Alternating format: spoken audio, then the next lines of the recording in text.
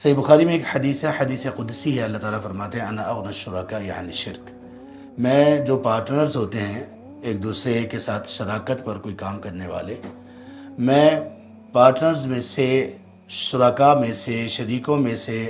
سب سے زیادہ بے پرواہ شریک ہوں۔ جو میرے ساتھ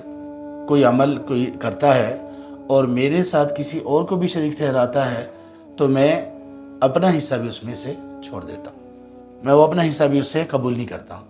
میں بے پرواہ، اللہ نے فرمایا میں بے پرواہ پارٹنرز میں سے بے پرواہ پارٹنر ہوں، میں کبھی بھی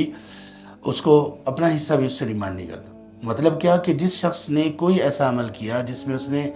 اللہ کے علاوہ کسی اور کو شریک کیا، وہ کوئی بھی ہو سکتا ہے، لوگ ہو سکتے ہیں، اس کے والدین ہو سکتے ہیں، اولاد ہو سکتی ہے، خاوند ہو سکتا ہے، بیوی ہو سکتی ہے، ٹیچر ہو سکتا ہے، اسٹوڈنٹس ہو سکتے ہیں، کوئی بھی اگر اس نے عمل کیا ہی ابتدا ہی اس کی یہاں سے کی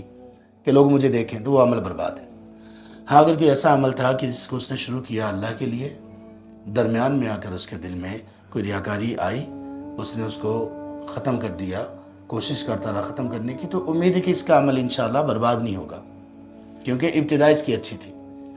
ہاں اگر اس نے ابتدا اچھی کی اور اس کے بعد پھر اس میں ریاکاری آئی اور ریاکاری کو اس نے ختم کرنے کی کوشش نہیں کی اور ختم نہیں کر سکا ریاکاری کو، تو پھر بھی اس کے عمل کے برباد ہونے کا خدشہ ہے۔